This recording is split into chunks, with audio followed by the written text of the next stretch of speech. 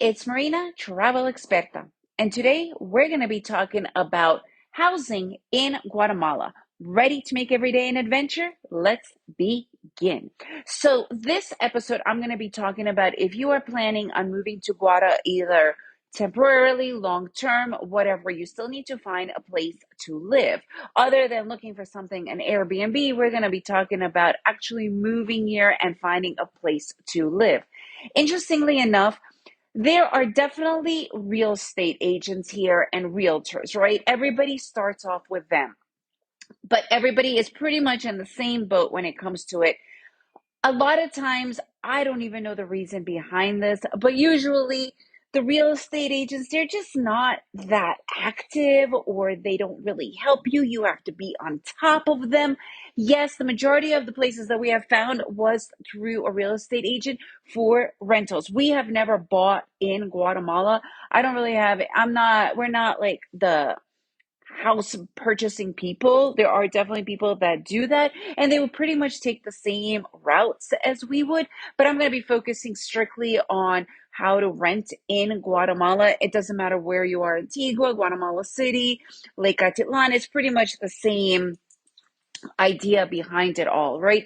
So let's say you're going through the real estate agent. What I have found from personal experience is you really need to be on top of them. There are definitely some good ones, but I'm also finding that a lot of people are not posting their properties as much anymore with the agents as they are on Facebook. I'm going to go back to Facebook quite a lot. I know that a lot of people are like, oh, it's a love-hate relationship with Facebook, but I have found that Facebook has just been a real element and instrument to a lot of stuff that really has been helping me in finding pretty much anything I need in Guatemala. And now that we're moving to Spain, I am finding that it's also really helping me a lot for our move to Spain.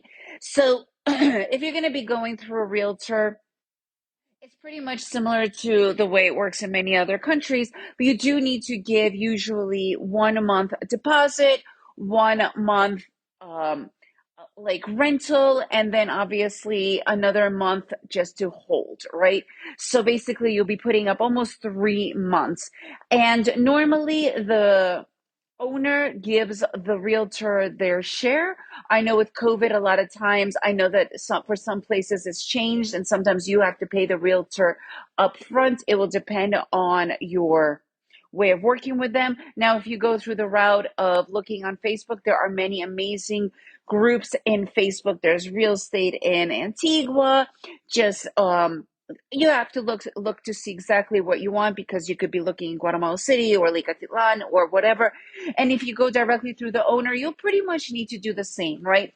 Give a deposit 1 month up front and then another month in advance, type of a deal, right? So it's pretty easy. Then normally you would be signing a contract. It will depend if it's a 1 year contract or a 2 year contract.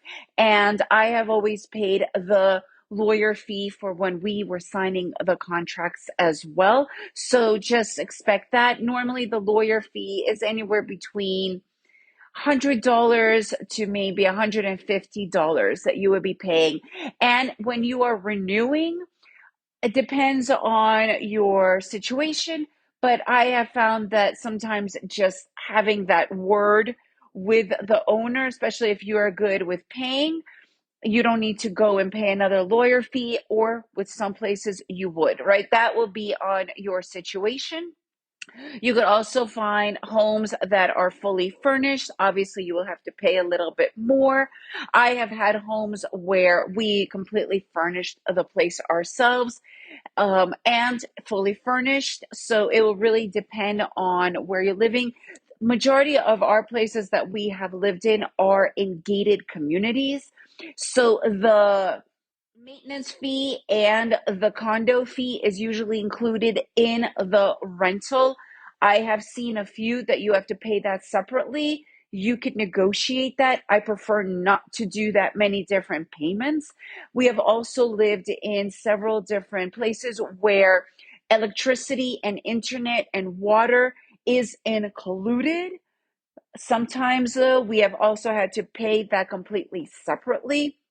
You could do a lot of that online. We have even found ways that you could just pay with a credit card, which is awesome. You do need to figure out if your water is included. So there's water and also garbage. They're pretty standard, and what we have discovered is if you do have to take on that fee, it's usually like $5 or $6 a month. You could pay for the entire year. Just make sure that you hold on to your receipt. So if they forget, you just have that to prove, hey, I paid up front. You could do the same with electricity obviously changes month to month, but with internet, you could also do upfront, up to a certain amount, depending on what your electricity company is. Okay. So make sure that you look into all of that. It's pretty simple to find this all out once you start to do the process. And if you do have to pay for your utilities and expenses outside, again, you could do it all up front. And it's really simple. You just kind of get it done. You don't have to worry and go there because a lot of times you have to go to the actual places if you do not have a bank account. And we at one point we were paying for our internet via going to the place, and I didn't want to go to the place all the time, so we just paid upfront like 6 months to a year, and I did it all with a credit card. It was amazing. I even got miles for it. So again, you will need to find out, every situation is different, but it is really quite simple once you find the place that you live in, and you could even negotiate it depending on the place that you live in, right? If you could, if they'll cover your electricity, if they'll cover your internet, there's all these different ways. It's all about negotiating, right? And if you want to pay, if you're offering your landlord a little bit more upfront, let's say 3 to 6 months, they'll be even more keen to negotiate those great deals with you. But the main expenses, other than the actual place that you're renting, would be if you're renting in a residential, which is the gated communities, would be, like the condo fees and the maintenance. I would always work on negotiating that to be part of your rent. You really don't want to have that extra thing on your head. That, number one. The other one is electricity and internet. Again, you can work out with some, but I have found the majority of them you do have to pay separately. But again, you never know what you're going to get. We did have one place that it was included. Water, I've never had water included, and that's usually like $5 or $6 per month. And you could just go, you could actually work out with your landlord that you give them that money and they take care of it because they have access to that. The garbage never have we as hasn't been included. You just work that out with the garbage people. And again, it's like $5 or $6 a month. And we've normally paid 6 months to a year in advance and never had to worry again. And just make sure that you hold on to the receipt, take a picture of it. I don't care, just enough that you have proof, because they have so many houses and they forget who paid up front or not. So that is your responsibility. Other than that, those are pretty much the main uh expenses that you would have to cover.